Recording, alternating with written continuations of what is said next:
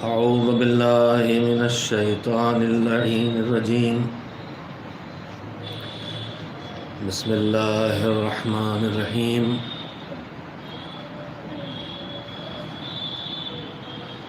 الحمد لله رب العالمين، والعاقبة للمتقين، والجنة للمؤمنين، والنار للملحدين. والصلاة والسلام على سيد الأنبياء والمرسلين، سيدنا ونبينا وشفيعنا أبي القاسم محمد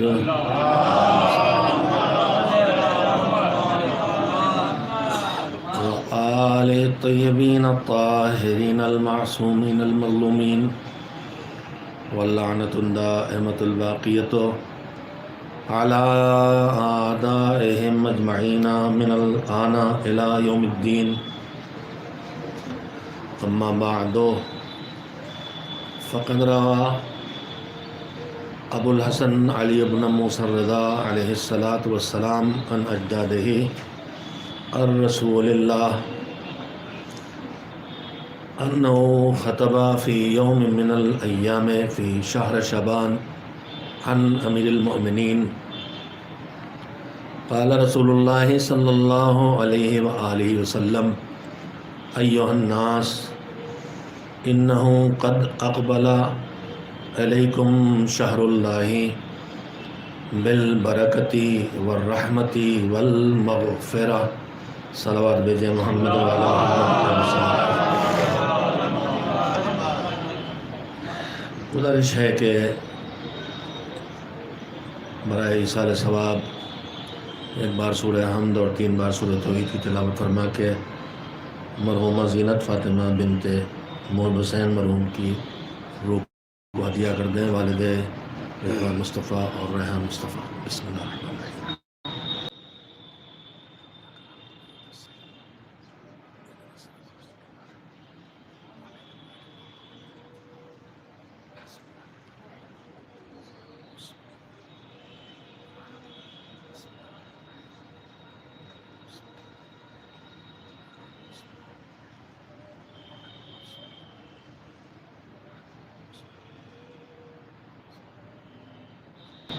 ایک بار اور سورہ حمد اور 3 بار سورہ توحید کی تلاوت فرما کے مرحومہ رضوانہ بیگم بنت منظور حسین کی روح کو ہدیہ کریں.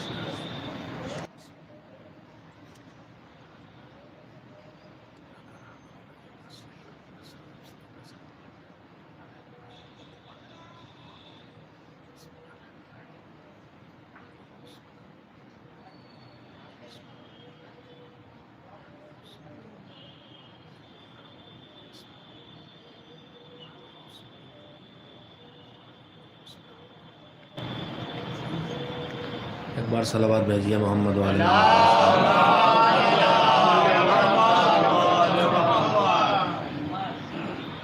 پہلے ایک بات کی طرف حضرات کو متوجہ کر لوں کہ ابھی میں نے 2 مرحوم خواتین کے لیے آپ سے ایصال ثواب کے لیے گزارش کی اور عرض کیا کہ ایک بار سورہ حمد اور 3 بار سورہ توحید پڑھ کے ایک نام لیا، ان کو ہدیہ کر دیں. پھر دوبارہ پھر آپ سے پڑھوایا اور پھر دوسرے نام کو بتایا. یہ میں نے آپ کی سوچ اور آپ کی تسکین کے لیے کیا ہے، ورنہ مذہب نے جو راہیں دکھائی ہیں وہ راہ اللہ کے فضل سے چلتی ہے اور اس کے فضل میں کوئی کمی نہیں ہے. ہمارا بخل ہے جو ہم اسے باندھتے پھرتے ہیں. تمام روایات اہل بیت سے استفادہ کر کے ہمارے علماء مسلسل یہ بات بتاتے رہتے ہیں کہ اگر ہم ایک بار کوئی بھی ایصال ثواب کا کام کریں، صرف فاتحہ سورہ فاتحہ پڑھنا ہے، توحید پڑھنے کی بات نہیں ہے. کوئی بھی ایصال ثواب کا کام کرے، ہماری نگاہ میں وہ چھوٹا سے چھوٹا کام ہو، چاہے ایک سبحان اللہ کی کہہ دینا اللہ کی بارگاہ میں ہو، چاہے ایک الحمدللہ کہہ دینا ہو، چاہے ایک صلوات بھیج دینا ہو، چاہے کیلے کے چھلکے کا سڑک سے راستے سے ہٹا دینا تاکہ کوئی پھسل کے گرے نہیں، یا ٹپکتے ہوئے ٹوٹی کو ٹائٹ کر دینا تاکہ پانی ضائع نہ ہو، یہ سب ہماری نگاہ میں یا تو نیکیاں ہی نہیں ہیں یا بہت چھوٹی نیکیاں ہیں، لیکن ان میں سے کوئی نیکی بھی کبھی بھی کسی کے لیے بھی انجام دی جا سکتی ہے۔ اور یہ بھی واضح کر دوں کہ ہمارے درمیان ایصال ثواب کا تصور صرف مرحومین کے لیے ہے۔ یہ یاد رکھیے گا کہ ہم اپنے واجب عمل کا ثواب نہ کسی زندہ کو دے سکتے ہیں نہ کسی مردہ کو، لیکن اپنے مستحب کاموں کا ثواب ہم مردہ کو بھی دے سکتے ہیں اور زندہ کو بھی دے سکتے ہیں۔ ہم بزرگ ماں باپ کو ہدیہ کر سکتے ہیں، ان کے مرنے کے بعد ہی نہیں، ان کی زندگی میں بھی ہم رمضان میں تلاوت کریں، ان کی یہاں بینائی چلی گئی، ہم کہیں یہ اب ہم اپنے والد اپنی والدہ جو تلاوت کرنے لائق نہیں رہ گئے ہیں، جو بھی مجھے ثواب ملے میں ان کو ہدیہ کرتا ہوں، یہ کر سکتے ہیں، پہلی بات۔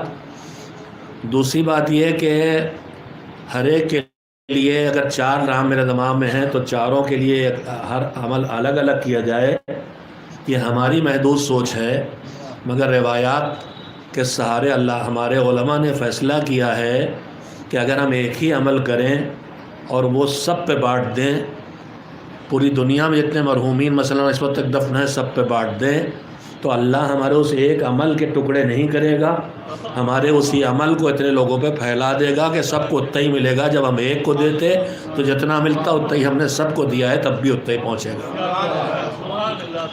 یہ چھوٹی چھوٹی چیزیں ہیں جو ہمارے اندر مذہب کی صحیح سمجھ نہ ہونے کی وجہ سے آ جاتی ہیں اور پھر ہم سے لڑ مرتے ہیں۔ مثلا عیسیٰ علیہ السلام کی مجلس رکھی ہے ریحان مصطفیٰ رضوان مصطفیٰ نے، اور فاتحہ مثلا صلی اللہ علیہ وسلم سامنے تشریف فرما پڑھوایا انہوں نے ان کی طرف سے، شاید میں نہیں جانتا، ممکن افطار ہی رہی ہو یا کچھ نہ رہا ہو، ایک مجلس ہو رہی ہے، ان کا جی چاہا ہمارے لیے بھی ثواب ہو جائے۔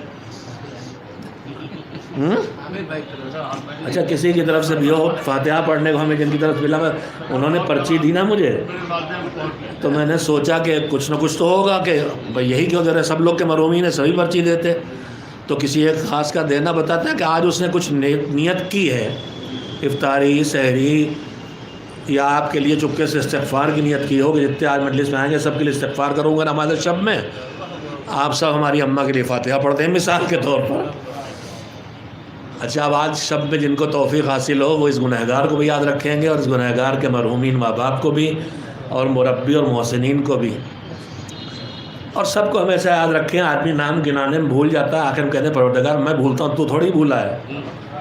ایک فہرست بنانا چاہیے جن لوگوں نے میرے ساتھ احسان کیا، جنہوں نے میرے ساتھ اچھا سلوک کیا، جنہوں نے میری کبھی مدد کی، جنہوں نے میری غلطیوں پہ کبھی عفو درگزر کی، جنہوں نے میری ترقی میں ہاتھ بٹایا، نہ جانے کتنے احسانات تلے ہم دبے، ہمیں تو یاد بھی نہیں ہے، ان کے لیے دعا کرنا ہمارا کام ہے، بڑھا بڑھا کے پہنچانا اور ڈھونڈ ڈھونڈ کے پہنچا دینا یہ مالک کا کام ہے۔ اتنی چھوٹی چھوٹی وضاحتیں ہیں تاکہ ہم دین کو شعور کے ساتھ عمل کریں، تاکہ اس کا بہتر سے بہتر فائدہ حاصل کریں۔ 12 مجلسوں پڑھ چکا ہوں کہ جو ہم فاتحہ کی ایک صورت ہے ہمارے درمیان، 1 بار حمد و 3 بار توحید، یہ اللہ کی طرف سے کوئی تلقیفی نہیں ہے۔ کیا مطلب؟ جیسے اذان اللہ نے ڈیزائن کر کے دی ہے، 4 بار اللہ اکبر، اس کے بعد 2 بار اشہد ان لا الہ الا اللہ، 2 بار اشہد ان محمد رسول اللہ صلی اللہ علیہ وآلہ وسلم۔ ہماری عادتیں بدل گئی ہیں، مجمع کے ساتھ چلتے ہیں، غیر معصوم کے نام پر بڑی زور سے صلوات بھیجتے ہیں، اور جس کے لیے صلوات خاص کر کے آئی ہے پیغمبر خدا، ان کا نام آتا تو اکثر چپ پہ بیٹھے رہے۔ ابھی یہیں پر اگر میں نے حضرت زہرا سلام اللہ علیہا کا نام لیا ہوتا تو آپ نے زور سے صلوات بھیجی ہوتی، جبکہ اصل صلوات جو ہے وہ صرف پیغمبر صلی اللہ علیہ وآلہ وسلم کے لیے آئی ہے، اور جب حضور کو یاد کریں گے صلی اللہ علیہ وسلم تو اہل بیت کو ان کے بغیر یاد کر ہی نہیں سکتے۔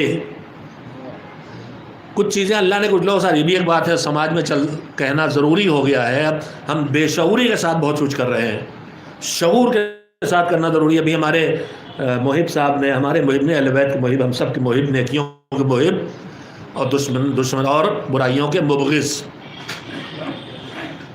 ہمارے ہاں محاورے بات آتی کہہ دیتا ہوں، ادیب حضرات ہیں اہل ادب، وہ ایک کیا کہا جاتا ہے کہ وہ ہم سے کہے گا ان کا للہی، بغض للہی کہتے ہیں نا. بھیا بغض للہی اچھی چیز ہے، اس کے علاوہ سارے بغض غلط ہیں. جب آپ کی سمجھ میں نہ آیا کہ میں آپ سے کیوں چڑھتا ہوں تو کہتے ہیں بغض للہی رکھت ہے. ارے بھائی بغض للہی ہی ہونا چاہیے، اس کے علاوہ کچھ ہونا ہی نہیں چاہیے.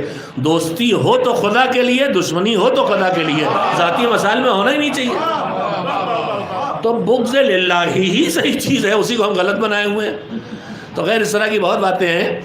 تو اس میں یہ بھی ہے کہ ہمارے پاس ہم نے بہت سی چیزوں کو مذہب سمجھ کے اپنا لیا ہے اور کرتے چلے جا رہے ہیں. ابھی محب صاحب نے شعر پڑھا تھا، کس سلسلے میں تھا کہ وہ سمندر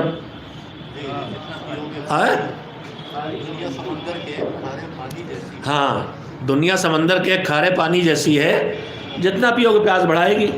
میں شعر کے گوڑنے کا استاد ہوں، کہنے کا استاد نہیں ہوں، مگر ہر طرح کے لوگ ہوتے ہیں. کچھ ہوتے ہیں شعر کہنے والے، کچھ ہوتے ہیں شعر سمجھنے والے. انشاءاللہ سمجھنے والوں میں ہوں، تھوڑا بہت خیال ہے ایسا. مصرع تو میں صحیح پڑھ ہی نہیں سکتا. ہمارے بزرگ تھے مولانا شیخ محمد حیدر صاحب مرحوم، مامو جان مرحوم مولانا غلام عسکری کے دوست تھے. ہم جیسو کہتے تھے شاعر ایک مصرع، ایک مصرع کہہ دیا بس اس سے آگے نہیں کہہ سکتے. خیر تو انہوں نے بھی کہا تھا کہ دنیا کھارے پانی، روایت ہے، جتنا پیو گے پیاس بڑھے گی. تو مجھے روایت یاد آ گئی، اس کو سننے کے وقت بھی یاد نکال لیا میں نے. ہم جو کچھ کرتے ہیں اچھے کام دین سمجھ کے، ان کی دو صورتیں ہیں. یا تو واقعی دین ہے اور ہم سوچ سمجھ کے کر رہے ہیں، یا ہمارے ماحول میں ایسا بن گیا ہے، گڑھ گیا ہے کہ اسے دین سمجھ رہے ہیں، رسم و رواج ہے. اس میں بہت کچھ ہے. امام ضامن باندھنے سے لے کے رخصت کرتے وقت دلہن کے اذان کہنے تک، میں نے آج تک کسی روایت میں کہیں نہیں پڑھا ہے کہ دلہن رخصت ہو تو اذان کہی جائے. شاید ہمارے بڈھوں نے ایجاد کیا ہوگا کہ بھیا لے جا رہے ہو اذان کہے دے رہے، نماز قضا نہ کرنا. ہو سکتا ہے وجہ مجھے نہیں پتا ہے. باقی ہے کہ اذان تو ایک ہی اکیلی دکھائی دیتی ہے، جب پیدا ہوئے تو اذان کہی جاتی ہے، اور جب دنیا سے جاتے ہیں تو بغیر اذان کے نماز پڑھی جاتی ہے. اکیلی اذان یہی دکھائی دیتی. تو ایسی نہ جانے کتنی چیزیں ہیں. میں نے ابھی تک بہرحال ہو سکتا ہے روایت میں انکار نہیں کرتا، میں کوئی دعوے دار ہو نہیں سکتا، لیکن آج تک نہیں دیکھا کہ آندھی جب آتی ہے تو ہم لوگ کھڑے ہو کے زور زور سے اذان بھی کہتے ہیں. مجھے ابھی تک کہیں ڈھونڈے. دیکھیے ایک عادت ہم کو ڈالنا چاہیے کہ جو کچھ ہو رہا ہے، جو کچھ کر رہے ہیں، اس کو ڈھونڈیں کہ دین میں کہاں ہے. اور جب تک اطمینان حاصل نہ ہو جائے کہ دین میں ہے، اس وقت تک ٹھیک ہے کریں تو چھوڑ نہ بیٹھے. اس لیے کہ آپ سب ڈھونڈ نہیں پائیں گے، آپ نہیں ڈھونڈ پائیں گے، لیکن فقیہ تو ڈھونڈ دے گا. تو جہاں یہ صبح ہو کہ دین نہیں ہماری رسم ہے، وہ جہاں کے پوچھ لیا کریں. اور میں ایک پہچان اپنے جوانوں کو بتاتا ہوں اس چیز کی، دین اور رسم کا ایک پہچان یہ ہے کہ تشیع جہاں جہاں ہے، چاہے افریقہ میں ہو، چاہے گجرات میں ہو، چاہے بنگال میں ہو، چاہے حیدرآباد میں ہو، چاہے لکھنؤ میں ہو، چاہے دلی میں ہو، چاہے یو پی میں ہو، چاہے حیدرآباد میں ہو، چاہے ہندوستان میں ہو، چاہے بنگلہ دیش میں ہو، چاہے ملیشیا میں ہو، چاہے انڈونیشیا میں ہو، چاہے سری لنکا میں ہو، چاہے یورپ امریکہ میں ہو، جہاں جہاں تشیع ہے وہاں جو کچھ ایک جیسا ہوتا دکھائی دے، یہ اطمینان ہو جاتا ہے کہ یہ مذہب ہے. لیکن جہاں علاقے بدلتے ہی بدلنا شروع ہو جائے، سہدواڑے میں کچھ، زیت پور میں کچھ، اتنا ہی بدل جاتا ہے، بلکہ جرگائے میں کچھ، عالمپور میں کچھ. تو اتنی چھوٹی شریعت پیغمبر لے کے نہیں آئے تھے، وہ عالمی شریعت لے آئے تھے. یہ بدل بدل کے ہونا ہی بتا رہا ہے کہ تمہاری اپنی ایجاد ہے. دین ہوتا تو بدلا نہیں کرتا. نماز پوری دنیا میں ایک طرح پڑھی جا رہی ہے، روزہ ایک طرح رکھا جا رہا ہے، حج سب ایک طرح کر رہے ہیں، اس کا مطلب یہ دین ہے. اور جو بدل بدل کے ہو رہا ہے، اس کا مطلب یہ دین ہوتا تو بدلتا نہیں. بدلنے کا مطلب یہ ہے کہ دین نہیں ہے، ہمارے اپنے طریقے ہیں. ہمارے طریقے، اللہ نے بہت سی جگہ طریقوں کو معین کیا ہی نہیں، کام کر دیا کرنا ہے.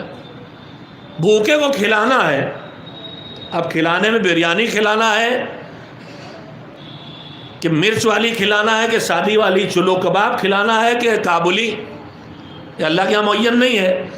اب ہمارے یہاں تو یہ 8 محرم کی حاضری کباب پہوت ہے، اب جہاں کباب نہیں ہوت ہوا کا ہوئے۔ سیدواڑے والے اچھے خاصے بیٹھے ہیں، اس لیے میں بھی مظاہرہ کر رہا ہوں کہ میں ہوں سیدواڑے کا، اور قرآن مجید میں منمر و نرقص فی الخلق، بیچ میں اپنے علاقے کی زبان اتنا بول گئے جرگاں جا کے بول نہیں پاتے تھے، اب بڑھاپا آیا تو پھر بولنے لگے۔ تو جو بدل جاتے ہو شریعت نہیں ہوتی، ایک پہچان ہوتا ہے، پکی پہچان نہیں ہے، کچھ جگہ بدلتا وہ ہے کہ جہاں اللہ نے معین کیا ہی نہیں۔ ماں باپ کو خوش کرنے راضی رکھو، اب راضی رکھنے کے ہزاروں لاکھوں طریقے نکلیں گے، زمانے بدلنے کے ساتھ ساتھ حالات بدلیں گے، طریقے بدلیں گے۔ پڑوسی کے ساتھ اچھا سلوک کرو۔ چلیے چھوڑیے، آپ کو آسانی مثال دے دوں، مسجد میں روشنی کرو، حکم یہ ہے۔ اب جس زمانے میں حکم آیا اس زمانے میں روشنی طریقہ کیا تھا؟ مٹی کا تیل کا چراغ، زیتون کا، مٹی کا تیل بھی نہیں تھا بھائی جان اس وقت، اور وہاں سر نہیں کڑوا بھی نہیں ہوتا تھا، وہاں میٹھا ہی ہوتا تھا، زیتون۔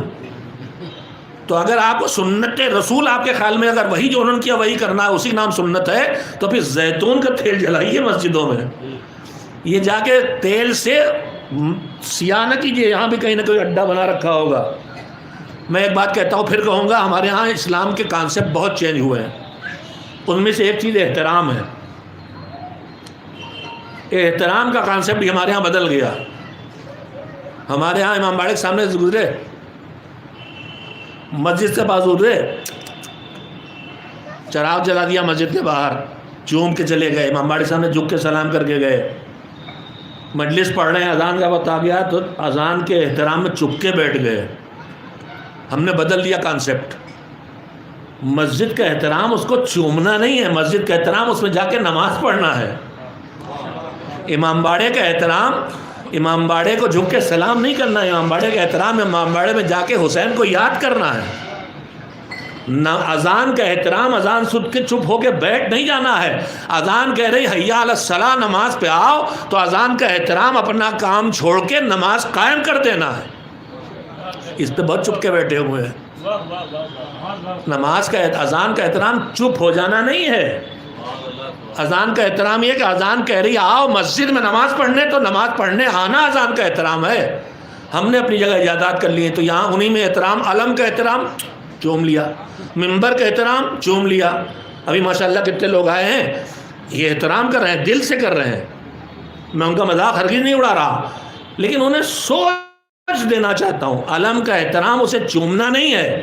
علم کا احترام یہ ہے کہ علم جو پیغام دے رہا ہے تمہیں، پہلے جو اٹھا تھا کہ حق کے لیے اٹھو، ہاتھ کٹ جائے مگر حق کا پرچم نہ گرنے پائے، بے وفائی نہ ہونے پائے، وعدہ خلافی نہ ہونے پائے، بزدلی نہ ہونے پائے، دین فروشی نہ ہونے پائے۔ یہ عباس بتا رہے ہیں سلام کے ذریعے، اس کا احترام یہ ہے۔ چوم لینا احترام نہیں ہر چیز کا، ہم نے احترام کو سمیٹ دیا، ہر چیز کو چوما نکل گئے۔ قرآن کا احترام اس کو پڑھنا، سمجھنا اور اس پر عمل کرنا، اس کو چومنا نہیں ہے۔ اگر میں کسی کا باپ ہوں، میرے چھوٹے چھوٹے بچے ہیں اور ہم بھی کل بچے تھے اور ہمارے باپ تھے، ہم اپنے ابا کا بڑا احترام کرتے، کہا کیا ہے کہ ان کے ہاتھ چومتے ہیں، ہاتھ تو روز چومتے ہیں مگر ان کا کہا ایک نہیں مانتے۔ تو ابا کا احترام خالی ان کے ہاتھ چومنا ہے یا ان کی بات ماننا ہے؟ تو ہم نے احترام کا کانسیپٹ بدل دیا ہے، انہیں میں نہ جانے کیا کیا بدل گیا۔ خیر بدلنے ہی چلے گی تو مجلس ہی پوری بدل جائے گی، سلوات بھیجیے تو پھر واپس لے آئیں۔ اچھا ایک اس سے ہلکی سلوات بھیجنے کی کوشش کی ہے، ہاں بیچ میں گیپ ہے، اسے پر کر دیے۔ خالی جگہ بھرو، تنظیم المکاتب کے نصاب میں ایک ہم نے نیا سسٹم، یہ بھی پرانا ہے، اپنے یہاں ڈالا کہ خالی جگہ بھرو، تو مجلس میں بھی خالی جگہ نہیں چھوڑتے، ایک سلوات بھیجیں محمد و آل محمد۔ اور خالی جگہ سوٹیبل لفظ سے بھری جاتی ہے، سوٹیبل ہی مٹایا جانا چاہیے اس جگہ پہ، ایک صلوات اور بھیجیں محمد و مجلس ایصال ثواب کے لیے ہے۔ ایک ثواب کا کام وہ ہوتا ہے جو کیا اور کچھ ملنا تھا ملا اور معاملہ ختم۔ ہم نے تلاوت قرآن کی، ثواب ملا اور قصہ ختم۔ ہم نے 2 رکعت نماز پڑھی، ثواب ہدیہ کیا اور قصہ ختم۔ اور ایک کار ثواب یہ ہوتا ہے کہ کام ختم، ثواب جاری۔ مجلس بھی دو طرح کی ہو سکتی ہے، ایک مجلس کے ساتھ ثواب ختم کہ بس ذکر ہوتا رہا، دل خوش ہوتے رہے، گریہ کرتے رہے، ذکر سنا، گریہ کیا، مصیبت پہ روئے، ثواب دیا، اٹھے، ختم ہو گیا۔ ایک مجلس ہوتی مجلس ختم ہو گئی مگر اس کا ثواب جاری رہے، مجلس ختم ہو گئی مگر روزہ رکھنے کا جذبہ آ گیا، مجلس ختم ہو گئی مگر تلاوت قرآن کا جذبہ آ گیا، مجلس ختم ہو گئی مگر مومن کو ستانے کا زور گھٹ گیا۔ تو اب جب تک یہ کام جاری رہے گا مجلس ختم ہو جائے گی، ثواب جاری رہے گا۔ تو ایصال ثواب کی مجلس بھی اس طرح کی ہونا چاہیے کہ مجلس 20 منٹ میں، 40 منٹ میں، 1 گھنٹے میں ختم ہو جائے مگر اس کا سلسلہ جاری رہے۔ میں نے اس وقت 2 موضوع ہیں پیش نظر، جس میں سے 1/3 حصہ تو وقت کا نکل گیا۔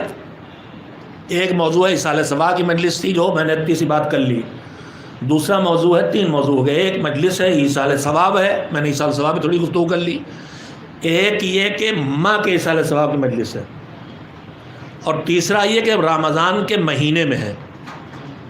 تو میں نے گفتگو جو شروع کی تھی وہ رمضان کے مہینے سے شروع کی تھی، لیکن اب اسے آخر میں رکھوں گا، اور اب چونکہ ایصال ثواب ماں کے لیے ہے لہذا ایک بات یہاں پر 1-2 باتیں عرض کرنا چاہتا ہوں۔ مجلسیں ہوتی ہیں اور ماں باپ کے حقوق بچپن سے ہم لوگ مسلسل سنتے چلے آ رہے ہیں، ہمیں آپ کو سب کو پتہ ہے ماں باپ کی اہمیت کیا ہے، ماں باپ کی عظمت کیا ہے، ماں باپ کے حقوق کیا ہیں۔ فرمائش بھی کرتے ہیں لوگ کہ مولانا صاحب ماں باپ کے اوپر پڑھیے گا، آج کل کے جوان ماں باپ کی نہیں سنتے۔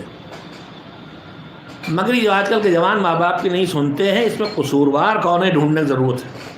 سب باشعور حضرات تشریف فرما ہے، میں آپ سے 2 جملے کہہ رہا ہوں، کہنا یہ چاہتا ہوں کہ اسلام کا نظام دیکھا جائے تو بہت سی قسمیں ہیں، اس میں ایک قسم اس کی یہ ہے کہ یہ نظام حقوق و فرائض ہے۔ یہاں حق رکھا گیا ہے، حق دیا گیا ہے، فرض رکھا گیا ہے۔ ہر انسان کے لیے کچھ حق ملے ہیں، کچھ اس کو فرض رکھے گئے ہیں۔ استاد شاگرد کے لیے، شاگرد پر استاد کا حق بے حساب ہے۔ استاد کا دل نہ کچھ دکھائے، استاد سے آگے نہ بولے، استاد ماں باپ کے بعد استاد سے زیادہ کسی کا حق بتایا نہیں گیا، بلکہ کہیں کہیں استاد کا حق ماں باپ سے آگے دکھائی دیتا ہے۔ لیکن استاد کا حق اگر ہے تو استاد کا فرض بھی اتنا ہی تگڑا ہے، شاگرد کو پرورش کرے، شاگرد کو علم دے، شاگرد کو جہالت سے بچائے، شاگرد کو گمراہی سے بچائے، جتنی ڈیوٹی اتنا حق۔ ہم آپ اگر نوکری کرنے جاتے ہیں تو تنخواہوں میں فرق کیوں ہوتا ہے؟ 8 گھنٹے تو سب کے لگ رہے ہیں لیکن تنخواہیں الگ ہوتی ہیں، ان کا 5,000، ان کا 15,000، کیوں؟ ان کا حق 5,000، ان کا 15,000، 8 گھنٹے بھی دے رہے ہیں، 8 گھنٹے وہ بھی۔ تو جواب یہی ہے کہ اپنی ڈیوٹی کے حساب سے پائیں گے، وہ اپنی ڈیوٹی کے حساب سے پائیں گے۔ تو پھر یہ یقین رکھیے کہ جہاں حق زیادہ ہوگا وہاں فرض اور ڈیوٹی بھی زیادہ ہوگی۔ ماں باپ کا حق مخلوق کی دنیا میں خالق کے بعد ایک طرف خالق کے حقوق ہیں حق اللہ، اور ایک طرف لوگوں کے حقوق ہیں، مخلوق کے حقوق ہیں، انسانوں کے حقوق ہیں، حیوانات کے حقوق ہیں، درختوں کے حقوق ہیں، فضا کے حقوق ہیں، زمین، پہاڑ، کائنات کے حقوق ہیں، موجودات کے حقوق ہیں۔ خالق کے حقوق اور مخلوق کے حقوق، صرف حق الناس نہیں ہے، ہمارے پاس درخت کا حق بھی ہے، پانی کا حق ہے ہمارے اوپر، زمین کا حق ہے۔ ہم ایک کتاب نہیں پڑھتے، رسالۃ الحقوق، سید سجاد امام زین العابدین علیہ الصلوۃ والسلام، 13 صدیوں پہلے یہ رسالۃ الحقوق امام نے مرتب فرما دیا ہے کس پر کس کا کیا حق ہے۔ آج دنیا ترقی کر کے آئی ہے یہاں تک کہ جو ہیومن رائٹس پہ بہت بحث ہوتی ہے، مگر ہیومن رائٹس سب کچھ صدیوں کے تجربے کے بعد بھی لکھے گئے ہیں، اتنے مکمل نہیں جتنا مکمل امام کا وہ مختصر سا رسالہ ہے، اور اس کا ترجمہ ہر زبان میں موجود ہے، اور ہم کو آپ کو پڑھنا چاہیے۔ ہم میں آپ میں جو کمیاں ہیں شیعوں میں، ان میں ایک کمی یہ بھی ہے کہ ہم حقوق کی طرف توجہ دیتے ہیں، فرائض کی طرف توجہ نہیں دیتے۔ شوہر صاحب اپنا حق جتا رہے ہیں بیوی پہ، بیوی اپنا حق جتا رہی، اور مجلسوں میں بھی ہم آتے ہیں تو شوہر کے ساتھ شوہر زیادہ ظلم ستم کر رہے تھے پہلے، لہذا یک رخی بات شروع کر دی ہم نے، صرف عورتوں کو حقوق بیان کرنے لگے، اتنے بیان کر دیے کہ ان کے فرائض بیان نہیں کیا، جب حقوق والیاں بن گئیں۔ تو حق اور فرض دونوں ذرا پانی نہ کرے، ساتھ ساتھ بیان ہونا چاہیے.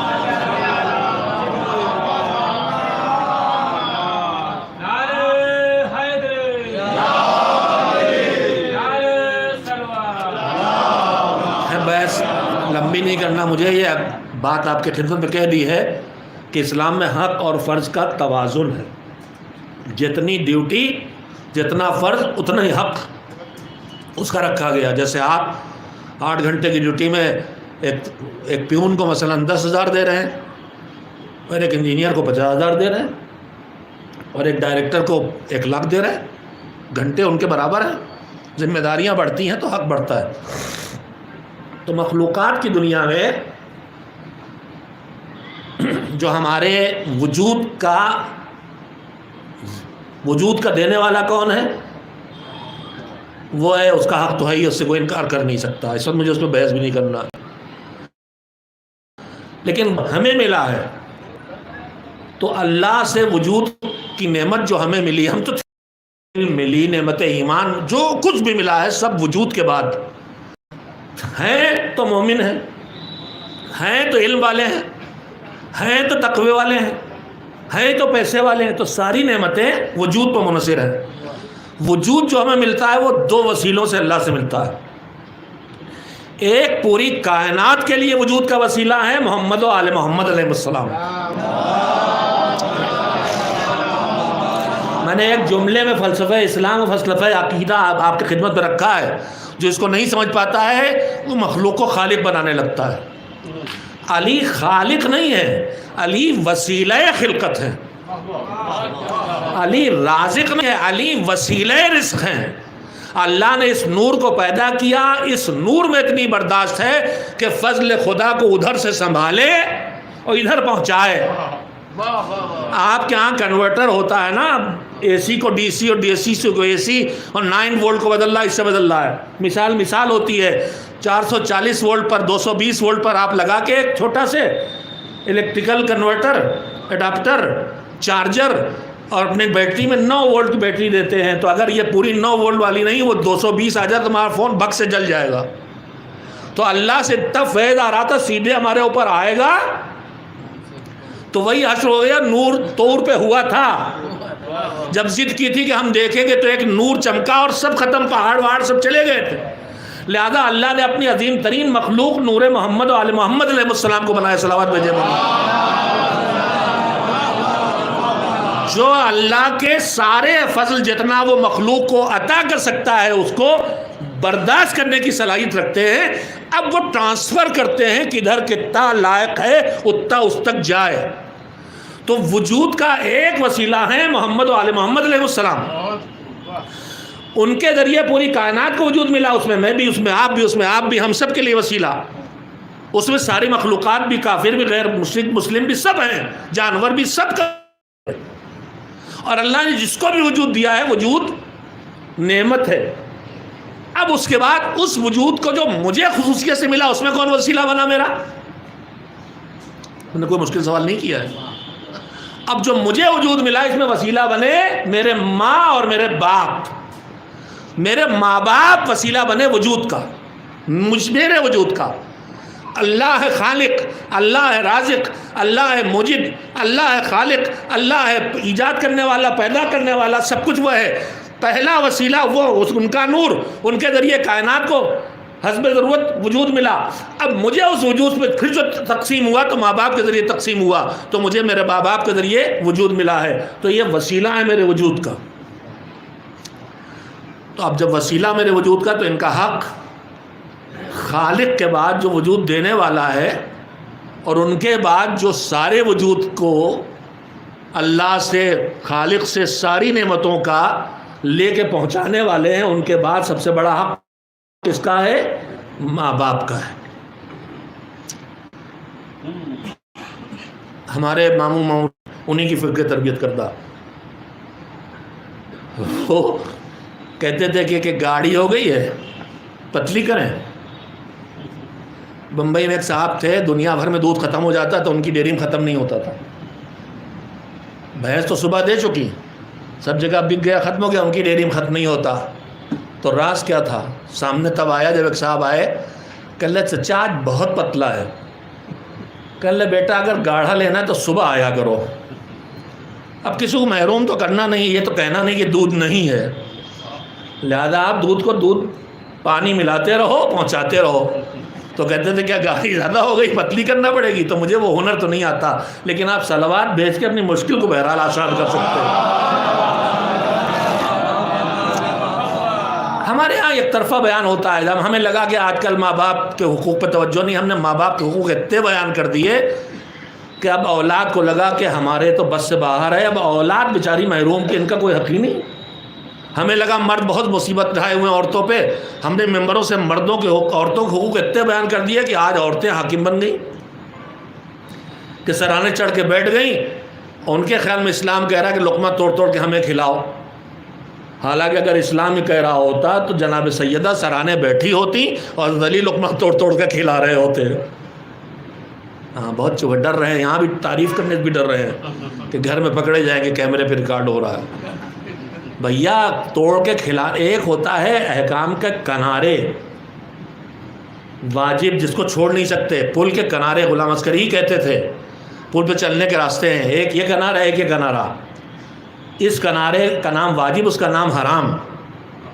اسی پہ چلو گے تو ایک قدم بہکو تو غڑاب سے دریا.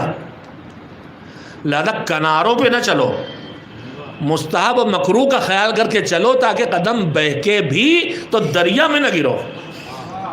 لہذا پھر واجبات پہ نہ جائیں. واجبات کے حقوق اللہ ہر جگہ کناروں کے حقوق بیان کرتا ہے, مگر جناب سیدہ اور حضرت علی کی زندگی اور ساری زندگیاں دیکھیں, وہاں کیا وہ لقمہ توڑ توڑ کھلاتے تھے؟ وہ خادمہ کے ساتھ گھر کام بانٹتی. مولا علی گھر کے باہر کا کام کریں گے, رسول اللہ نے بانٹ دیا, گھر کے اندر کا حضرت زہرا کریں گی. مگر اس کا یہ مطلب نہیں کہ اب گھر کے باہر کا کوئی کام ہے تو حضرت زہرا کا علی تمہیں ہی کرنا, ہم سے کوئی مطلب نہیں. تم جا رہے ہو جہاد پہ تو اب سب کر کے جاؤ, یہاں ہم سے نہیں مطلب. اور جناب زہرا سے علی کہیں چھوٹے چھوٹے بچے سب پالو, مجھے تو کھانا ٹائم پہ پکا کے دو, گھر کے اندر کا کام مجھ سے کوئی مطلب نہیں. دیکھنے کی یہ ملتا ہے کہ اپنی ڈیوٹی کرنے کے ساتھ ایک دوسرے کا ہاتھ بٹا رہے ہیں. باہر کا کام جہاد ہے, تلوار لے کے علی آتے ہیں تو سیدہ ہمیشہ دھو کے اور سیکل کر کے رکھتی ہیں, ہاتھ بٹا رہی. گھر کا کام سیدہ کا ہے, مگر علی جہاد سے فرصت پاتے ہیں تو بی بی کھانا پکانے کے لیے گئی ہیں تو کہتے ہیں لاؤ دال میں چن دو. اور رسول اللہ نے اس پہ دیکھی, آپ نے تعریف نہیں کہ اس پہ کرنا چاہیے تھی, آج کل آپ یہی تو کر رہے ہیں. آپ کہ ہم یہ نہیں کر رہے, ہم نے کچن سے نکال کے باہر بٹھا دیا بیگم کو, ہم خود کچن میں مر رہے ہیں, وہ ہمارے لیے دال چن دیتی ہیں. چلیے یہی سے اتنا ہی ہو جایا کرے. دیکھا دال چن رہے وہ بھی مسئول, تو بہت دعائیں دی رسول اللہ نے. تو ایک دوسرے کا ہاتھ بٹانا, ایک دوسرے کے معاملات میں دخل اندازی نہیں کرنا, ہاتھ بٹانا. خیر بات میں بات آئی, جو کام کی بات آتی ہے میں کہہ دیتا ہوں, اس معاشرے کی ہماری بہت ضرورت ہے. اس وقت ٹکراؤ اسی لیے ہو رہا ہے کہ ہم خالی حقوق پہ چڑھے بیٹھے ہیں, اپنے فرائض نہیں دیکھتے.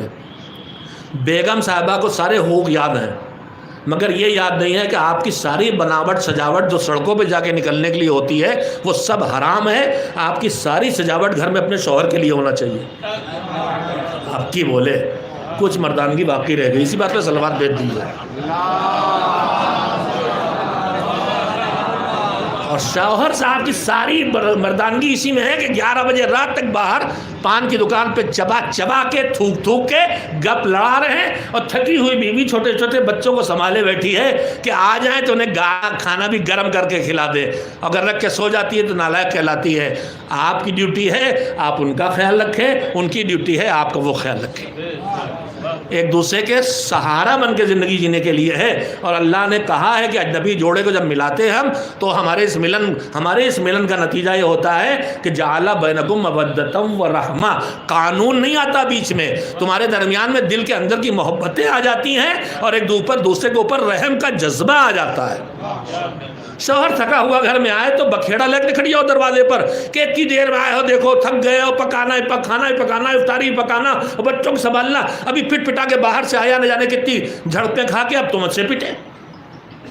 اور آپ تھکے ہوئے باہر سے آئے تو آپ آتے ہی فوراً بگڑ جائیے گا کہ ابھی افطاری تیار نہیں. دن بھر میں وہ یہ بچہ اس نے پٹک دیا ہے, اس کا پیشاب نکل گیا ہے, تلے اوپر 2-3 ماشاءاللہ سے اللہ نے دے دیا, دینا ہی چاہیے اور لینا ہی چاہیے.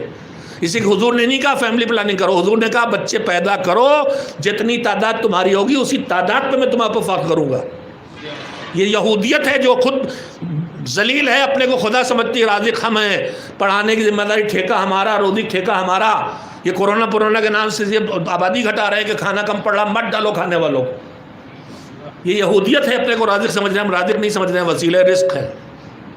حضور کی بارگاہ میں ایک شخص آ کے بیٹھا، تھوڑی دیر میں ایک آدمی آیا، اس نے آ کے اس کے کان میں کچھ خبر دی، اس کے چہرے کا رنگ اڑ گیا. حضور نے کہا کیا ہوا، کیوں رنگ اڑ گیا؟ کہا گھر سے نکلا تھا تو بچے کی ولادت ہونے والی تھی، لڑکی پیدا ہوئی تو رنگ اتر گیا چہرے کا. تو امام نے کہا تیرا، حضور نے کہا کیا بگڑ گیا تیرا؟ اور اللہ نے پھول دیا ہے تیرے گھر میں، اسے سونگ، اس کے مزے لے، خوشبو سونگ. روزی تو اللہ دینے والا ہے، تو اس سے کیا مطلب ہے؟ ہم ٹھیکیدار بنے ہیں کہ روزی ہمیں پیدا کرنا ہے، کمائی اتنی ہے لہذا آپ. ہم جب خود، ہمارے ماں باپ غریب تھے اور ہم 5-7 سے کم نہیں تھے، تو ہم سب پڑھ لکھ کے بنے روزگار پہ آئے کہ نہیں آئے، لیکن ہم خود غرض نہیں بنے.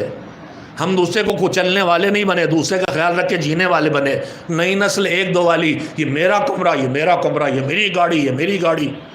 شیئر کرنے کے جذبہ چلا گیا، ایثار کے جذبہ چلا گیا، ایک ساتھ مل جل کے بسر کرنے کے جذبہ چلا گیا، ایک دوسرے کا خیال رکھ کے جینے کا جذبہ چلا گیا. فراوانی آ گئی نعمتوں کی. یہ ہماری کمیاں. خیر بات نکلی، لمبی ہو گئی. تو ماں باپ کے حقوق بہت بڑے ہیں، اتنے بڑے ہیں، سن لیجئے، تھوڑا سے جاگ جائیے. آپ مذہبی لوگ ہیں، مسائل شرعی سے واقف ہیں. یہ بتائیے کہ پنجگانہ نماز جو فریضہ ہے، 5 نمازیں، کیا ان کا جماعت سے پڑھنا واجب ہے؟ صرف جمعے کا جماعت سے پڑھنا واجب ہے، اس کے علاوہ کسی نماز کا جماعت سے پڑھنا واجب نہیں ہے، مستحب ہے، بہت ثواب ہے. خالی ایک نمازی، ایک ماموم کھڑا ہو جائے کہ امام کے ساتھ، تو 1 رکعت 70 نمازوں سے بدل جاتی ہے. ہم لوگ ان میں بھی بڑے ناسمجھ ہیں. جب تک مولانا صاحب اعلان نہ کریں کہ ہم جماعت پڑھا رہے ہیں، چاہے 10 مولانا مسجد میں کھڑے پڑھ رہے ہوں، مومنین آ کے فرادہ پڑھنے لگتے ہیں. آپ مسجد میں آئیں، امباڑے میں آئیں، مجلس میں آئیں، گھر پہ جائیں، کہیں کوئی ایسا آدمی نماز پڑھ رہا ہے جس کے پیچھے آپ نماز جماعت پڑھ سکتے ہیں، پڑھتے رہتے ہیں، تو چاہے وہ اعلان نہ کرے، چاہے وہ جماعت کی نیت نہ کرے، آپ اس کے پیچھے نیت کر کے کھڑے ہو جائیے. اسے جماعت کا ثواب نہیں ملے گا اس لیے اس نے نیت نہیں کی، مگر آپ کو جماعت کا ثواب مل جائے گا. اور 1 رکعت خالی، ایک معموم ہوگا، 1 رکعت خالی 70 نمازوں کے بدلے میں آ جائے گی. اور 10 نمازی کھڑے ہو گئے تو پھر تو لکھنا ممکن ہی نہیں، محدود نہیں رہ جائے گا. مگر مسائل سے واقف نہیں، ہم دھڑا دھڑ فرادہ پڑھتے ہیں، وہیں مولانا پڑھ رہا، وہیں فرادہ جوڑے ہوئے ہیں. خیر، تو نماز جماعت پڑھنا مستحب ہے، واجب نہیں ہے. ایک کام ہو گیا. روزے جو واجب ہیں کون سے؟ رمضان کے واجب ہیں. اس کے علاوہ پورے 11 مہینوں میں کوئی روزہ واجب نہیں ہے، مستحب ہے. ہم نظر کر لیں وہ الگ سے واجب ہو جائے گا، کفارہ ہے وہ الگ سے واجب ہوگا، قضا وہ الگ سے. لیکن 12 مہینوں میں صرف 1 مہینے روزہ واجب ہے، باقی ہر مہینے مستحب ہیں. پورا رجب مستحب، پورا شعبان مستحب. اب جذبہ ہمارے زمانوں میں آیا، بزرگوں میں آیا، بہت سے لوگ رجب شعبان کے روزے بھی رکھتے ہیں، مسلسل رکھتے ہیں. میں نے دیکھے ایسے لوگ، میں ان میں نہیں ہوں، نہیں آ سکا میں ان میں، لیکن مسلسل روزے رکھنے والے ہیں. جوانوں میں جذبہ ہے، وہ بھی مستحب روزے رکھتے ہیں. لمبا دن، جاب کی سختیاں، دشواریاں، روزہ رکھ رہے، افطاری سحری بھی نہیں، گھر والے اٹھتے ہیں بغیر سحری کے، روزہ رکھ لیا. اماں بے چین ہے، بیٹا واجب نہیں تمہیں پر روزہ، قضا وضا نہیں ہے، مستحب روزہ رکھ رہا، نہ رکھو روزہ. تو جو مستحب روزہ ہے، اگر اماں کا دل بے چین ہو رہا ہے کہ مستحب روزہ رکھ کے میرا بچہ بھوکا پیاسا ہے، ماں کو اذیت ہو رہی ہے، تو مستحب روزہ کیا ہو جائے گا؟ اب مستحب روزہ رکھنا مستحب نہیں رہے گا، جائز نہیں رہ جائے گا. مسئلے تو میں نے دونوں کہہ دیے، مگر آپ نے سوئے ہوئے دماغ سے سنے. نماز جماعت کی مستحب ہے، واجب نہیں ہے. روزہ مستحب ہے رمضان کے علاوہ. آپ سنیے مسئلے، آدھا سنا ہے میں نے. مجھ پر نماز، اولاد پر، میرے ماں باپ تو دنیا سے رخصت ہو گئے، جوان ہیں، میرے بیٹے ہیں، میرے بچے ہیں جن کے ماں باپ زندہ ہیں. بیٹا فرادہ گھر میں پڑھتا ہے، ابا کہہ رہے ہیں مسجد چلو، وہ نہیں جاتا کہ صاحب جماعت واجب تھوڑی ہے. لیکن سنو مسئلہ، اگر ماں باپ کہے کہ جماعت سے نماز پڑھو، تو جماعت سے نماز پڑھنا واجب ہو جائے گا. جوان پر روزہ رکھنا رجب شعبان میں مستحب ہے، واجب نہیں ہے، قضا نہیں ہے، مستحب ہے. لیکن اگر ماں یا باپ کو اس کے روزہ رکھنے سے اذیت ہو، لمبا دن گرمی افطاری سحری کے بغیر روزہ رکھ رہا ہے اور وہ منع کرے کہ میرے دل کو اذیت ہو رہی، دیکھیے کاٹ دیا. شیطان صاحب یہی کام کرتے ہیں، جڑ بھی گیا. شیطان ہے تو اس کے آگے مکرو مکر اللہ بھی ہے. صلوات بھیجے محمد علیہ. جوانوں کے فیور میں کہا جماعت سے پڑھو تو مستحب نماز واجب ہو گئی. مستحب روزہ رکھنے سے ماں یا باپ کو اذیت ہو رہی ہے، واجب میں نہیں. آج کل ماں باپ واجب میں روکتے ہیں، وہاں نہیں روک سکتے. مستحب میں اذیت ہو رہی تو یہ مستحب حرام ہو جائے گا. تو مجھے کہنے دیجئے کہ ان کی رضا اور ان کی خوشنودی اور ان کی خوشی کی اتنی قیمت ہے کہ یہ راضی ہو جائیں تو مستحب واجب بن جائے، اور ان کی رضا نہ ملے تو مستحب حرام ہو جائے. تو جب اس چھوٹے سے وجود میں جو وسیلہ بنے ہیں ان کی رضا اتنی دخل اندازی کرتی ہے، تو جو پورے کائنات کے وجود میں وسیلہ اہل بیت بنے ہیں ان کی رضا کے بغیر کوئی عبادت کہاں چلنے والی ہے.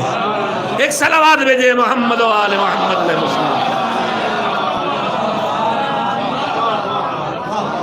مگر یہ حقوق اتنے بڑے کیوں رکھے گئے کہ ان کی رضا شامل، مرضی شامل، خوشنودی شامل، خوشی شامل، تو مستحب واجب ورنہ مستحب حرام اس لیے رکھے گئے کہ ان کی ڈیوٹی بھی سخت ہے. ان کی ڈیوٹی ہے کہ تمہارے گود میں جو بچہ اور بچی آئی ہے اب اسے تمہیں انسان بنانا ہے. ہم نے اسے مسلمان بنایا ہے، تمہیں اسے مسلمان بچا کے رکھنا ہے. میں اس سلسلے میں ایک پوائنٹ آپ کی خدمت کہنا چاہتا ہوں. آج ہمارے بزرگ ماں باپ جوانوں کی شکایت کرتے ہیں، یہ قابو میں نہیں ہے، سنتے نہیں ہیں، یہ ہماری بات نہیں مانتے، یہ نماز نہیں پڑھتے، یہ مجلس میں نہیں آتے وغیرہ وغیرہ، ہمارا کہنا نہیں سنتے، احترام نہیں کرتے. اور ہمارے جوان مذہبی جوانوں میں ایک مصیبت آ گئی. میں نے بھی ایک لطیفے کی شکل میں پڑھا تھا لیکن حقیقت پائی ہے میں نے. ایک جوان گھر سے نکلا، تیار ہو کے جا رہا تو ابا نے کہا بیٹا پانی پلا دو. کہاں جا رہے ہو بیٹا؟ جا رہے کام سے. کہا بتا بیٹا پانی پلا دو. اماں سے کہہ دیے پلا دیں. چلے گئے ابا پانی پلائے بغیر. اماں لے آئی، پانی پلایا. ابا نے پوچھا یہ بھیا اتنی جلدی میں کہاں گئے کہ اماں پانی پلا دیں؟ نہیں پلایا. کہنے لگے یہ سبیل لگانے گئے. سوتے میں سن لیا آپ نے. سڑک پہ سبیل لگانے گئے، سب کو پانی پلائیں گے، گھر میں باپ کو نہیں پلائیں گے. ہو رہا اس وقت. ایسی دینداری کسی کام کی نہیں ہے، ایسی دینداری کسی کام کی نہیں ہے. یہ سوشل ورک نہیں ہے، یہ اپنے گھر کو اجاڑنا ہے. پہلے اپنا دیکھیے پھر باہر جائیے. مذہب آپ کو یہی سکھاتا ہے. ایک صلوات بھیجیں محمد و آل محمد. میں دنیا بھر کے بیٹوں بیٹیوں کو سدھارتا پھروں اور میرے گھر میں بچے میرے نہ نماز پڑھیں ہم والے وقت، نہ روزہ رکھیں، نہ جماعت پڑھیں، نہ گانے سے بچے خدا نخواستہ نہ داڑھی رکھیں، تو یہ میری کوئی دینداری نہیں ہے. یہ کوئی دینداری نہیں. پہلے اپنے گھر کو دیکھو. قوا انفسکم واہلیکم نارا. پہلے اپنے آپ کو اور اپنے گھر والوں کو جہنم سے بچاؤ، پھر باہر نکلو. تو ماں باپ کی ذمہ داریاں بڑی ہیں. مسلمان اللہ نے بنایا، مسلمان رکھو. میں ایک جملہ، اور میں جو اچھی بات کسی کی ہوتی ہے تو دہراتا بھی ہوں اور نام بھی لیتا ہوں. مولانا محسن تقوی صاحب دہلی، امام جمعہ مسجد میں، جو پرانی دلی میں مسجد ہے جامع مسجد، اس میں بہت اچھی بات کہی انہوں نے. پچھلی کانفرنس میں آئے تھے. جناب لقمان کی وصیتیں ہیں قرآن میں. اللہ نے اسے قرآن بنا کے پیش کر دیا. لقمان نبی نہیں تھے، صرف ایک حکیم، یعنی حکیم طبیب نہیں، حکیم یعنی باشعور، سمجھدار، بافہم انسان. ہمارے حکیم ڈاکٹر کو کہتے ہیں، طبیب کو. جو یونانی پریکٹس کرے وہ حکیم، اور جو ایلوپیتھک پریکٹس کرے وہ ڈاکٹر. عربی میں حکیم کو کہتے ہیں طبیب، طب سے. حکیم کا مطلب حکمت والا، حکمت کا مطلب بنفشہ لکھنے والا نہیں. حکمت کا مطلب باشعور، سمجھدار. ان معنوں میں مثلا رضا صاحب حکیم ہیں مثال کے طور پر. آپ کو یاد ہوگا کہ قلب صادق صاحب علیہ مقامہ کے لیے چودھری سید محمد مرحوم ایک لفظ لکھتے تھے، حکیم امت.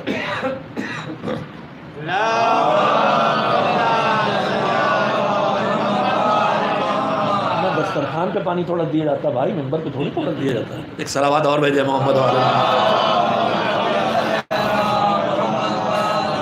یہ بھی ایک سلیقہ بے شعور ہے، معاف کیجیے گا.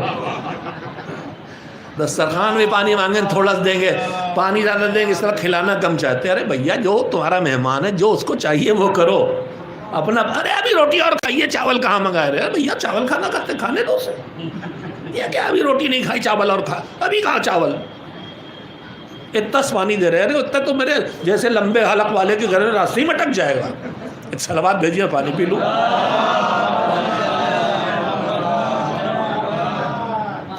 ہمارا کلچر بہت بگڑا ہوا ہے. میں پھر کانسیپٹ بتاتا ہوں.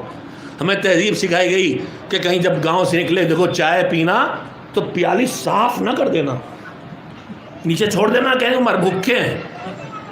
پلیٹ بالکل چاٹ کے صاف نہ کرنا، کھانا تھوڑا ضرور چھوڑنا. ہم سب کرتے ہیں نا. یہ اسلام کیا کہہ رہا؟ تبذیر حرام ہے، نعمتوں کا پھینکنا حرام ہے. جو 2 گھونٹ چائے آپ فیشن میں چھوڑ رہے ہیں یہ فیشن غیر اسلامی ہے. اسلامی فیشن گھونٹ چھوڑنا نہیں ہے، ایک قطرہ بھی نعمت کا قدر کرنا ہے. اسلامی فیشن پلیٹ میں تھوڑا کھانا چھوڑ کے استغنا ظاہر کرنا نہیں ہے. اسلامی فیشن یہ ہے کہ پلیٹ کو بالکل صاف ستھرا کر دو. مگر اس میں بھی اسلام کی حکمتیں کہاں ہم آپ سمجھیں گے؟ وہاں بیٹھ کے کھا رہے ہو گوشت، جہاں ہڈیاں پھینکو گے تو کچھ ہے، چیٹیاں ہیں، کھن کھجورے ہیں، چھپکلی ہے، لومڑی ہے، کتا ہے. تو بالکل ہڈی صاف کر کے نہ ڈالو، تھوڑا لگا رہنے دو. اب ہمارے ہاں آدھا ہی گوشت چھوڑ دیتے ہیں، اس لیے کہ مر بھوکے تھوڑے آن. حالانکہ بکرے گوشت خالی ولیمے میں ملتا ہے. ہاں ولیمہ مل جائے تو ہم خوش نصیب. اب کس کے بس کی بات ہے 1000 روپے 800 روپے کلو کھلائے بھائی؟ ضرورت بھی کوئی نہیں ہے. ساری خوبی اسی میں تھوڑی رکھی ہے. پڑوا چھوٹا والا کٹوائیے، بکرے سے زیادہ اچھا نہ ہو تو کہیے گا. اور کبھی کبھار کھانے سے نہ کولیسٹرول بڑھ جاتا ہے نہ کچھ ہو جاتا ہے. یہ سب بے ایمانوں نے آپ کو بیوقوف بنایا ہے تاکہ نعمتوں سے محروم رہیں، دوائیں کھائیں. اعتدال کے ساتھ سب کھائیے، پرہیز میں نہ کسی کو حرام کیجیے اور بغیر پرہیز کے بھی کسی کو کام کو اپنے اوپر حد سے زیادہ نہ کیجیے. اعتدال کا نام اسلام ہے. میں جملہ کہتا ہوں، غدیر میں آگے جانے والے کو پیچھے بلایا تھا، پیچھے رہ جانے والے کو آگے بلایا تھا. نقطۂ اعتدال پہ کھڑے ہو کے من کن تو مولا فرمایا تھا. علی والا ہوگا جو ایکسٹریم پہ نہیں ہوگا، نہ افراط کرے گا نہ تفریط کرے گا، نقطۂ اعتدال پہ کھڑا ہوگا. آج کل ایک مصیبت آئی ہوئی واٹس ایپ کہہ رہا ہوں، سوشل میڈیا پہ ڈھاٹے بنے ہوئے. ارے بھیا وہ کہاں کورونا تھا، بھی تو اب کی خالی چھینک چھانک کے نکل گیا. وہ کوئی بچہ نہیں ہے جس کو کورونا نہیں ہوا، مگر سوشل میڈیا کے ذریعے کاروبار چل رہے ہیں. کروڑوں کے اگر وہ بک رہے ہیں ڈھاٹے. آپ جا کے پڑھ لیے، تمام پڑھے لکھے حضرات بیٹھا چیلنج کر رہا ہوں میں، جتنی طرح کے بھی یہ ناک کے اوپر میں ڈھاٹا کہتا ہوں اسے، فیشن میں اس کا کیا نام ہے؟ ماسک.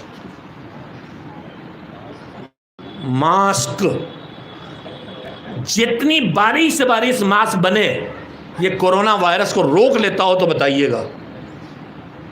سب جھوٹ ہے، سب بے ایمانیاں ہیں، سب بزنس ہے.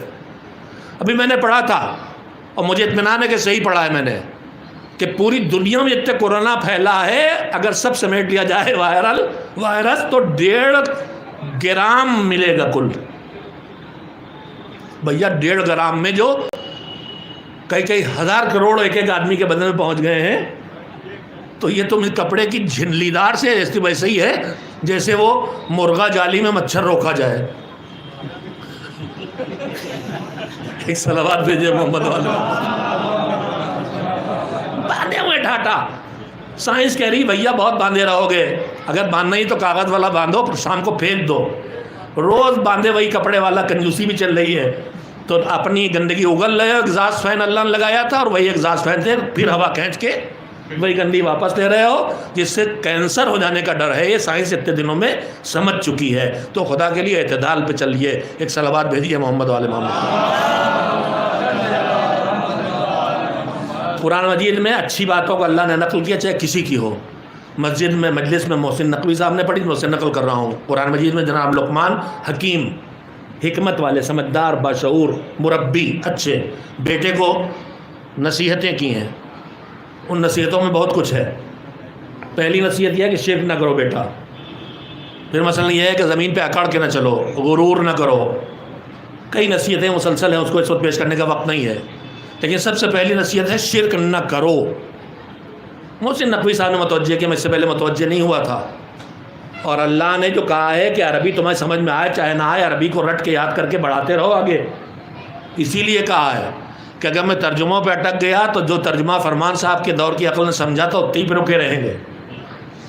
پھر آگے اللہ نے جو قرآن کو قیامت تک کے لیے بنایا ہے وہ والا ہم تک نہیں پہنچے گا. لہذا اصل کا محفوظ رہنا ضروری ہے تاکہ ہر زمانے میں جتنی عقل بڑھے, جتنا علم بڑھے, اس اعتبار سے قرآن کو پھر سمجھا جائے.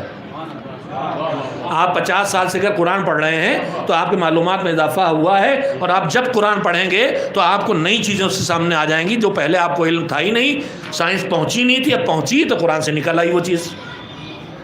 اس لیے عربی کا محفوظ رہنا ضروری ہے. آج کل ہمارے یہاں بھی فیشن چل گیا, چونکہ دو دیا گیا کہ سمجھ پڑھو قرآن, سمجھ کے کرو دعا, تو اب خالی ترجمے چلنے لگے. ترجمے نہ کیجیے ہرگز اکیلے, ترجمے پڑھیے, سمجھیے, لیکن خدا کے لیے اصل کو محفوظ رکھیے. اس لیے کہ حضور نے فرمایا ربا حاملہ فقہ الی من ہوا افقہ منہ.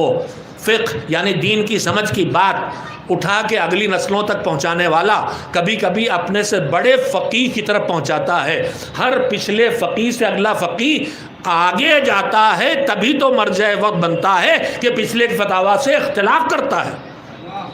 استاد شاگرد سے آگے ہی جاتا ہے تبھی تو اس سے نظریے سے اختلاف کرتا ہے.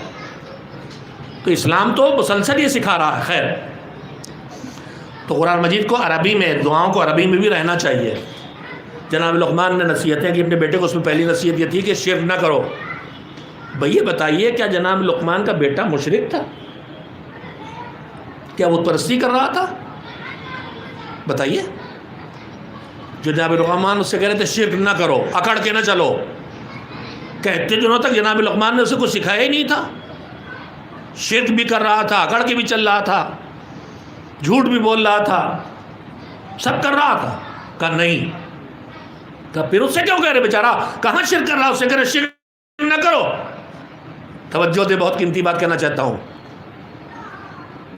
شرک کر نہیں رہا, اس سے کہہ رہے نہ کرو. کیوں؟ اس سے کہ جس دنیا میں رہ رہا یہاں شرک پھیلا ہے. اگر اس برائی پر اسے پہلے سے نہ ٹوکیں گے تو اس برائی میں چلا جائے گا.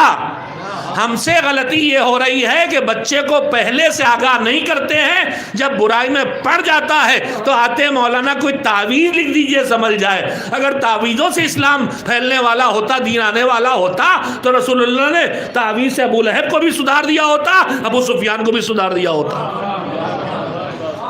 لہذا جو خطرات چاروں طرف پھیلے ہیں ان کی طرف متوجہ کرنا ماں باپ کی ذمہ داری ہے. یہ تبھی ہوگی جب وہ خود اپنے کو سکھائیں گے, سنبھالیں گے. یہیں پہ فل اسٹاپ. اور تیسرا وقت ختم ہو گیا.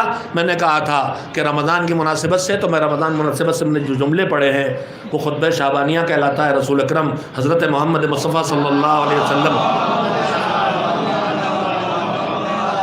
کے پرپوتے جناب امام علی رضا علیہ السلام نے اپنے آباء و اجداد سے نقل کیا, اور مولا علی تک بات پہنچی. مولا علی نے بتایا کہ ایک دن رسول اللہ مسجد میں آئے تو انہوں نے خطبہ دیا. اور دوسری روایت میں وہ جمعے کا خطبہ تھا, اور اس میں خطبہ دیا نہیں, تقریر کی. کوئی یہ نہیں کتاب ہاتھ میں لے کے عربی میں پڑھا گیا جو ہم لوگ کرتے ہیں.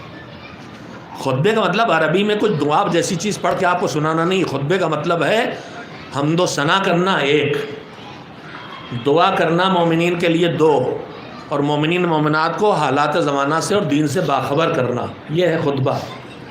اب یہ عربی میں بھی ہو, یہ بعض ہمارے علماء کا حکم ہے کہ عربی میں بھی ضرور ہو, شاید عربی کی حفاظت کے لیے کہ کچھ حص باقی رہے عربی کی, اور اس کے بعد اس زبان میں ضرور ہو جس زبان میں نمازی لوگ سمجھ سکتے ہیں. حمد و ثنا, استغفار, موعظہ, حالات زمانہ سے واقفیت, ان دونوں خطبوں, نبی اور نبی پر صلوات, ان کو یاد کرنا, یہ خطبوں کا خلاصہ ہے. تو اس خطبے میں حضور نے فرمایا کہ رمضان آنے والا, تو اہم پوائنٹ ہے رمضان. بہت مفصل خطبہ, اور اسے آپ کو ترجمہ کے ساتھ پڑھنا چاہیے, اور پورا گوگل پہ بے حساب موجود ہے اردو ترجمہ, ضرور پڑھیے.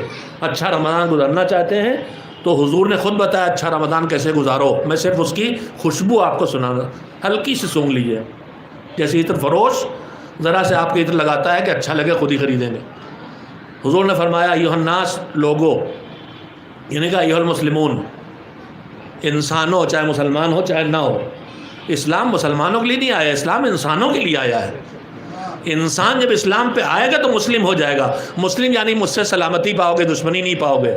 مسلم یعنی مجھ سے اطاعت پاؤ گے, جھگڑا نہیں پاؤ گے, مالک کی برگاہ میں انکار نہیں پاؤ گے.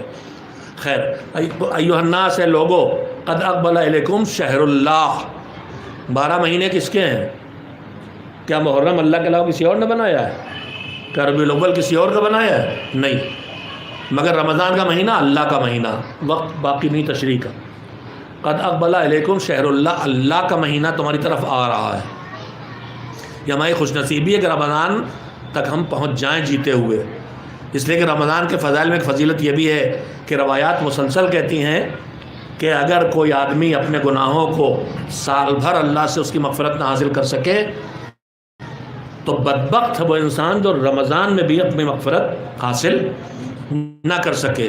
اور پھر چھٹے امام کا ارشاد ہے کہ اگر شب قدر بھی کوئی آدمی اپنے گناہوں کی معافی اللہ سے حاصل نہ کر سکے تو اب اس کے پاس بس ایک جگہ بچتی ہے، حج کرنے جائے اور 9 ذی الحجہ کو یوم عرفہ میدان عرفات میں بیٹھ کے توبہ کرے.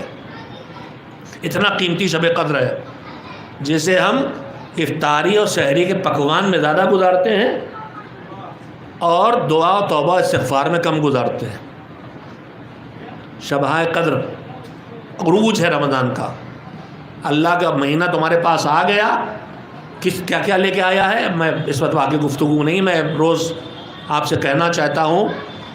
ہم نے اس مہینے کی ابتدا سے آن لائن ہندوستانی ٹائم سے 11:30 بجے یوٹیوب پر تنظیم المکاتب کے ایک پروگرام نشر کرنا شروع کیا ہے جو امریکہ میں ایک محب ہیں جناب احتشام نقوی صاحب، وہ وہاں سے براڈ کاسٹ کرتے ہیں. ہم یہاں سے شریک ہوتے ہیں، تنظیم کے افاضل شامل ہوتے ہیں اور دونوں طرف کی کوششوں سے مشترکہ پروگرام نشر ہو رہا ہے جو پوری دنیا میں الگ الگ جگہوں پہ دکھایا جا رہا ہے. 10:30 بجے تنظیم المکاتب یوٹیوب کو آن کیجیے گا، انشاءاللہ مل جائے گا. اور آپ سے گزارش ہے کہ دیندار طبقے تک بلکہ مومنین تک اس کے لنک کو پہنچاتے رہیے. تنظیم المکاتب ٹائم کیجیے گا، تنظیم المکاتب لائیو ٹائپ کیجیے گا، رمضان کا پروگرام کا لنک آ جائے گا. تو رمضان کا مہینہ آیا ہے، کیا کیا لے کے آیا؟ بالبرکہ، برکت لے کے آیا. برکت بس مختصر سے لفظوں میں سن لیجیے. ہم آپ سب ایک ایک آدمی 2 جاب اب یہاں بھی کر رہے ہیں، ہم میاں بیوی بھی کمانے لگے ہیں. یورپ امریکہ میں سب کماتے ہیں، کہتے کماتے تو بہت ہے مولانا مگر پورا نہیں پڑتا. تو کمانا زیادہ اور پورا نہ پڑنا یہ ہے برکت کا اٹھ جانا. برکت یہ ہے کہ تھوڑے کا پورا پڑ جانا. اس کی مثال یہ ہے کہ ایک بکرے کی ران 14 صدیوں پہلے مکے کے بنی عبد المطلب و بنی ہاشم جو رسول اللہ جمع کیے تھے، آج بھی وہاں کا عرب بیٹھتا ہے، بکرا ڈھانگ کھا جاتا ہے، مٹھی مار مار کے کھا جاتا ہے. 2-3 عرب بیٹھے، بکرا صاف، ایک ٹانگ کتنی تھی، ایک ران تو ہم آپ بھی نپٹا دیں گے. ایک آدمی نہیں نپٹائے گا، 2 نپٹا دیں گے، 4 نپٹا دیں گے. ایک بکرے کی ران پکڑی تھی ذوالشیرہ میں 40 مکے کے تگڑے لوگ بنی ہاشم، ایک سے ایک تگڑا، بنی عبد المطلب، بنی ہاشم بھی نہیں، صرف بنی عبد المطلب تھے. یہاں پہ بانی تنظیم جملہ کہتے تھے کہ ذوالشیرہ میں جو مجمع تھا وہ مطلبی مجمع تھا، مطلبی مجمع نہیں تھا. بعد میں مطلبی مجمع آ گیا تھا. ایک ران تھی، اس کا سالن پکوایا اور حضور نے بسم اللہ کہی اور اس میں اپنے ہاتھ رکھے اور کہا کھاؤ، اور 40 نے کھا لیا، کم نہ پڑا.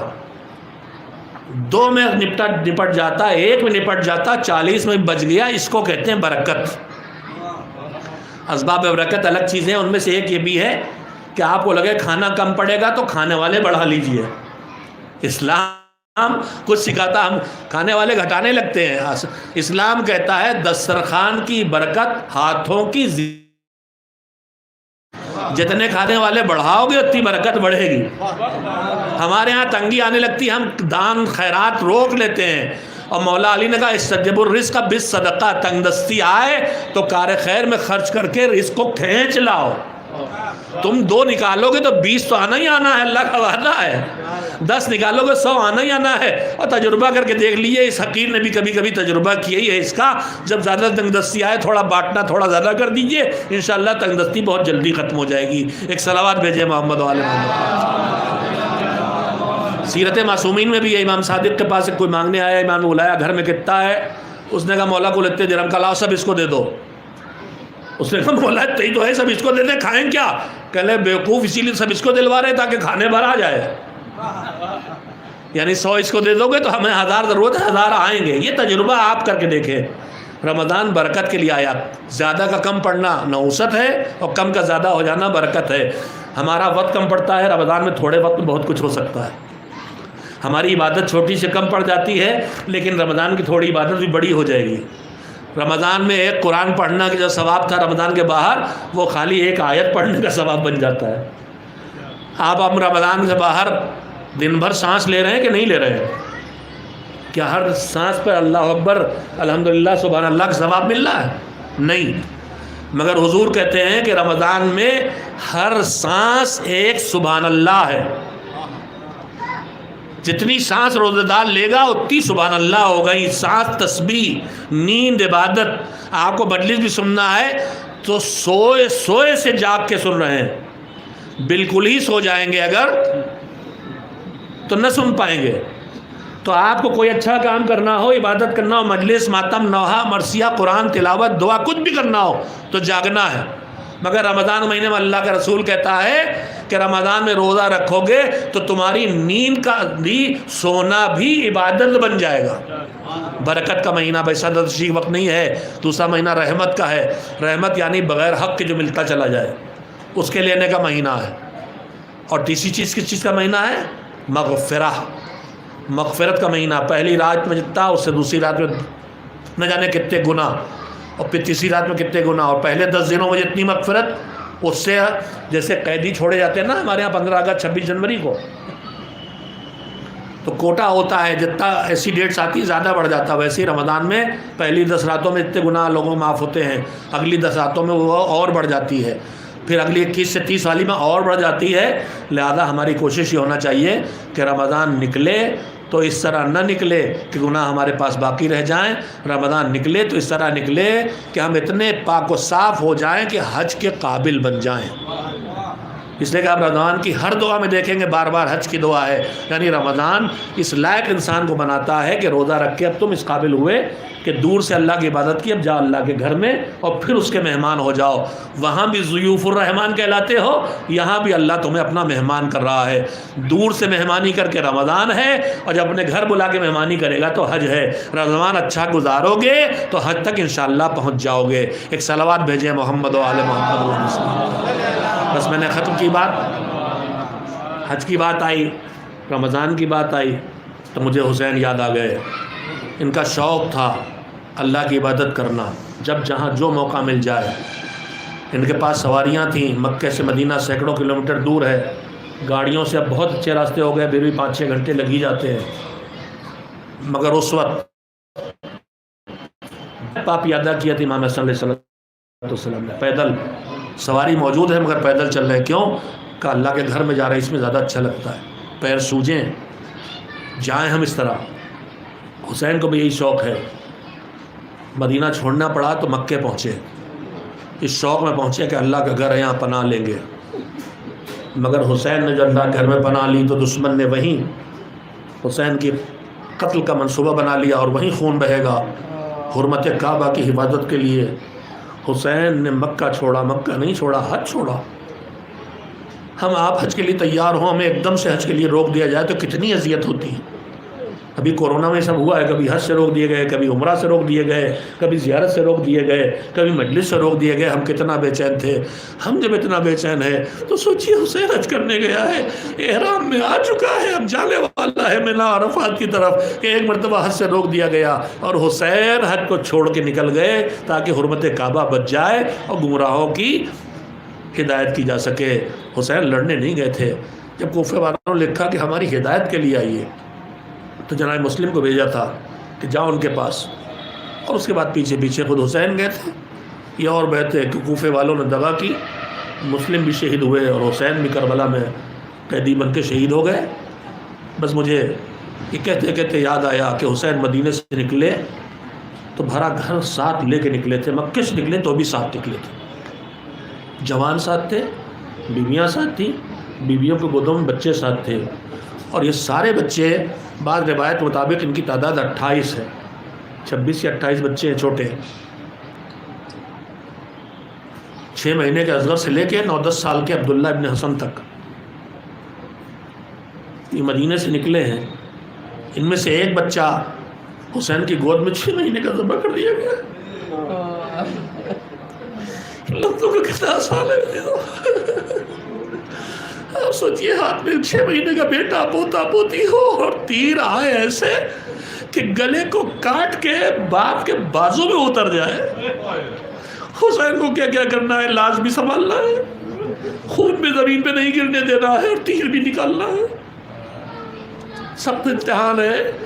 ارے علی اکبر کے گلے جیسے برچھی نکالی تو دونوں ہاتھ حسین کے خالی تھے، مگر اب علی اصغر کے گلے سے تیر کھینچے تو پیچھے حسین کے بازو میں پیوست ہے.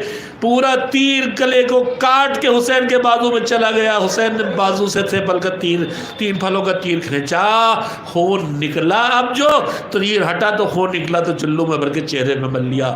زمین بھی راضی نہیں، آسمان بھی راضی نہیں. اصغر تیرے خون کا ٹھکانہ کہیں نہیں. یہ امتحان بھی حسین نے دیا. 6 مہینے کا بچہ وہاں شہید ہو گیا. اس کے بعد ایک بچہ حسین جب کربلا میں زخمی ہو کے گرے، خاک سمیٹ کے سجدے کی طرف پیشانی جھکائی، ظالم خنجر لے کے بڑھا حسین کو ڈھونڈنے. زینب بے چین ہو کے نکلی. یزیدی لشکر کا راوی کہتا میں نے دیکھا کہ حسین کے خیموں سے بی بی نکلی اپنے بھیا کو ڈھونڈنے کے لیے. بہت بے چین تھی، مگر اس عالم میں بھی سرگاہ بے چینی یہ تھی کہ چادر کا ایک سرا سر پہ تھا اور ایک زمین پہ کھچ رہا تھا. یعنی اس عالم میں بھی زینب کے سر سے چادر ہٹنے نہیں پائی. ڈھونڈتی ہوئی چلی میرا بھیا کدھر ہے، میرا بھیا کدھر ہے. جدھر سے گزرے بتانے والا کوئی نہیں. تازیانے تو سب نے بیویوں نے کھائے ہیں، مگر زینب نے تو حسین کی زندگی میں نیزوں کے انیاں بھی کھا لی. لشکر کے بیچ سے گزری، زینب کے انیاں چپ ہوئی جا رہی. نہیں بتاتا کوئی. ٹیلے پہنچی، دیکھا بھیا کی طرف ظالم تلوار لے کے بڑھ رہا. بے چین ہو کے چیخی میرا بھیا ذبح ہو. تو تماشا دیکھو، حسین کے کانوں میں بہن کی آواز پہنچ گئی. پوری طاقت بدن کی سمیٹی، سر اٹھایا.